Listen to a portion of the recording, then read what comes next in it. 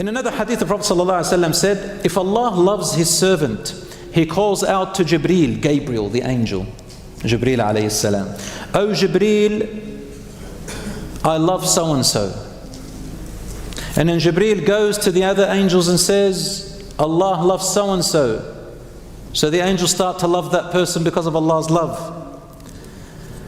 So Jibreel loves him, and the trillions, astronomical numbers of angels that fill the entire universe love that person too. And they all say, "Allah loves so and so, we love him too." فَيُحِبُّهُ أَهْلُ السَّمَاءِ, all the people of the heavens, or the angels of the heavens, love him. ثُمَّ يُوضَعُ لَهُ الْقَبُولُ فِي الْأَرْضِ, and then on earth you find that the person finds acceptance. People lean towards that person. They find a likeness to that person. Who finds a likeness to that person? Not the evil people. The people who are also righteous. They never recognized him or her before, but now suddenly, subhanallah, they catch their eye. Suddenly you find yourself, subhanallah, I don't know, I'm being steered towards different people I used to have before.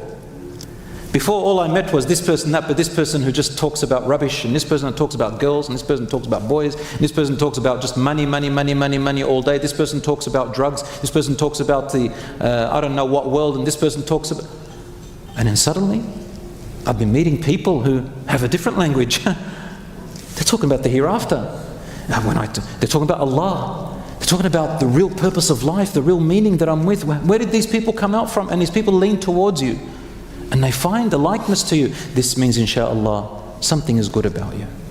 And then if you are in a particular, let's say, expertise, let's say you started a type of project which is good. Let's say you're in da'wah, or you're teaching Quran, or you're teaching a skill for the benefit of Allah, to benefit the Muslims and to make them stronger. And you're doing it for the sake of Allah, and then you find that people are following you. They're coming towards you. They're learning from you. They're like you. This is also a sign of Allah's love to you.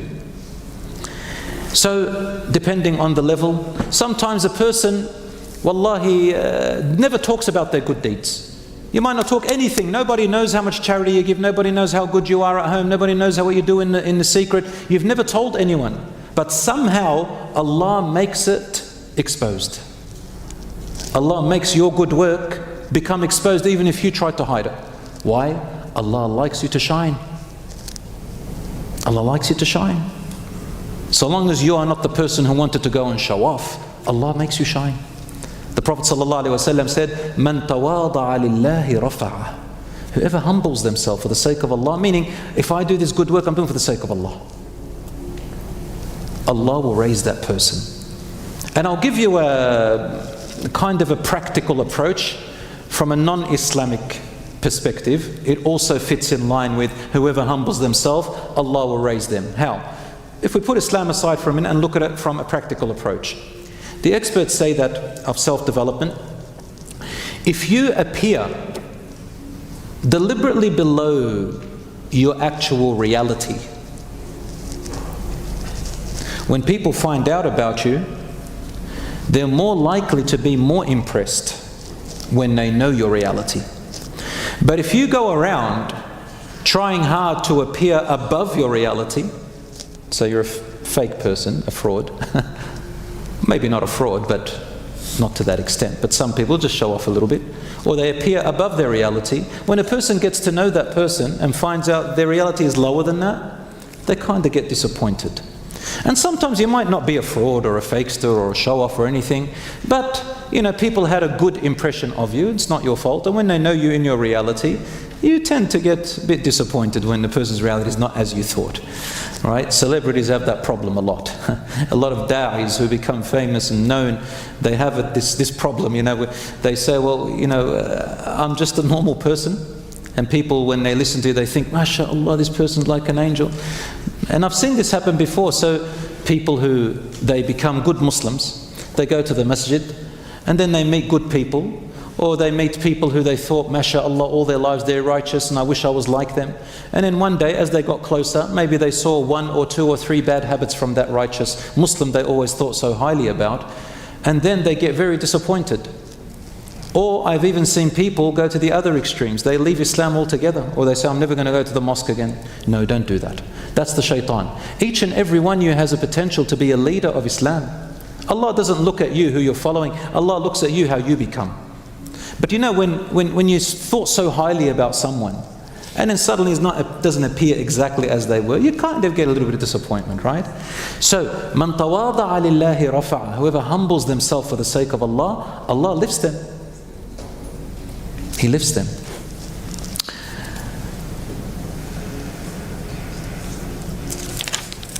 There was a man at the time of the Prophet ﷺ who the Prophet, peace be upon him, sent him, hadith is in Bukhari and Muslim, he sent him on a mission with a group of his companions. And this man, he was their leader. He was their leader on this trip. So he used to pray Imam. And I'll just take a little break here to tell you some little Islamic knowledge here about fiqh. Fiqh of leading the prayer as an Imam. Normally, the person who leads the prayer, the person should be appointed is the one who recites it the best. Correct? And then the one who after him, the closest, and so on. But in certain cases, this rule does not apply. When I'm visiting you at your house, you are the Lord of the house. You have the priority of leading the salah, even if I read the Quran better than you 10 times, so long as you're okay. Number two, if we're a group and you're a leader of that group, the leader leads. And a school, for example, the director or the principal, if he's a man, he has the first say of leading in the school, for example. The director has the first. So in the area of leadership, the leader leads. But in every other case, you're all together, you just go on a holiday, you're some boys together, you're some sisters together, the one who recites the best should lead. Alright, so in this case, this companion went on this trip with his companions, was their leader, so he used to lead the prayer, even though other companions read better than him. Every time he would recite Al-Fatiha, he would recite another surah, any parts of the Quran, but he will always insist that in the first 2 rak'ahs, no matter what he's recited, he will always conclude with Surah Al-Ikhlas. قُلْ هُوَ اللَّهُ أَحَدٌ اللَّهُ الصَّمَدُ لَمْ يَلِدْ وَلَمْ يُولَدْ وَلَمْ يَكُنْ لَهُ كُفُوًا أَحَدٌ. Which means, say He is Allah, the one and only. He is the eternal. He does not father anyone, nor is He fathered by anyone, and there is no comparison, competition or likeness to Him ever. This Sahabi used to recite it every single time. So the other Sahabas came up to him and said, you don't have to recite Qul Huwallahu Ahad every time. Either recite Al-Ikhlas and go to ruku', or recite another surah and just leave Ikhlas every single time. You don't have to do it. They thought that maybe he thought you have to do it. He said, no, I know I don't have to recite Al-Ikhlas. But I recited the Ikhlas from the intense love that I have for its meaning. I'm not telling you guys to do it, but I just can't help myself. I love to read it because I have a love for it and it gives me immense reminder and connection with my Creator. What is it? He said, it is the best description and definition of the most merciful who He really is. And that is most beloved to my heart. Because nothing is like Him. He is the one and only. He never fathered anyone. None has ever fathered Him. He is the eternal. There is absolutely nothing like unto Him. He says, the most merciful is like that. So when the Prophet Muhammad ﷺ heard about it, he asked them, why does he recite Al-Ikhlas? What's the purpose, first of all? And I'll tell you if it's right or wrong. And when he asked him, he said, Ya Rasulullah, it's because of my love for what it means. And the Prophet, peace be upon him, then said, أخبروه أن الله تعالى يحبه. Tell him that Allah Most High loves him.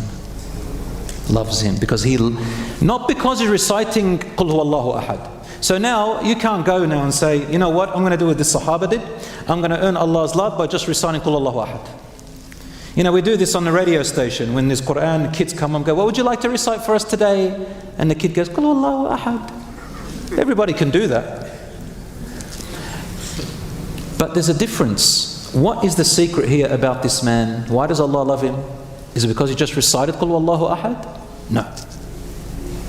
It's because of what's in his heart. and his love for what it means. There's a difference when you stand in, you recite, and you're just reciting. And when a person's reciting and they're with it, and they love it. Maybe you choose a verse which your heart really moves with. Allah loves you for the love that you have for His words, for Him. So you see, it has deeper meaning. Do you remember, I always repeat this, in Bukhari, you know about the story of that woman who was a prostitute in the time of the children of Israel? Some say it was a woman, some would say it was a man. But they had a grievous sin. Nobody would accept them, they wanted to repent, they had no other good deed except to see a dog that was panting and was thirsty. So the lady comes, takes off her shoe and puts water in it and gives it to the dog. And she said, subhanallah, he's thirsty as I was. Maybe Allah will forgive me for this good deed. And Allah forgave all her prostitution. Allah forgave the man whatever he had done, grievous sins. You might be saying, what? From feeding it up? Now, we can't just grab a shoe and go, all right, get me some old shoe. There it is, and I'll go get some water. I'll look for a stray dog and I'll go and give him some water. Be careful, the dog might bite you. But it's not about what she did. It's about where it came from. Do you understand the difference?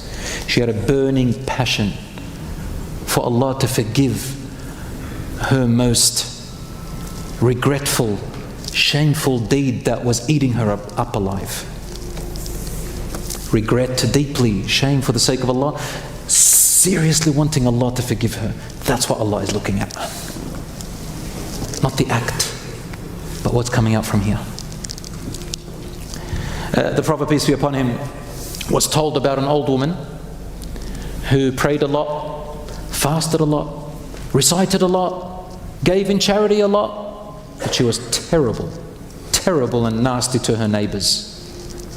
They said she died, Ya Rasulullah. He says, La khayra fiha innaha fin nar. There is no good in her, she's in the fire. They said, Ya Rasulullah, another woman, she doesn't fast as much, she doesn't pray as much, she doesn't recite as much, she doesn't give in charity as much, but she is tremendously good to her neighbors and to the people, she is generous. He said, there is good in her, she is in paradise. One had more greater acts of worship, the other one didn't as much, but something else came out. You see, some people worship and they pray, but there's something wrong in their hearts. The salat is not working for them. And some people, a little bit of salat works tremendously for them. One good thing that I advise people is that, when you feel down and when something's gone wrong with you, run to prayer. You're going to feel that prayer very differently. Recite al-Fatiha, you're going to feel that Fatiha different. Because every time you come to salat and your Fatiha, no matter what's happened in your day, something feels different. And it cleans up your heart. When you're very happy and excited and you're celebrating, go and pray. Wallahi, you're going to feel your prayer differently. Why not share this excitement with your Creator, Allah, who led you to there and gave you this success? You understand? There's something about being so excited and so scared or sad and you're running to the salah, it has an effect on your heart from different angles. It brings the love of Allah.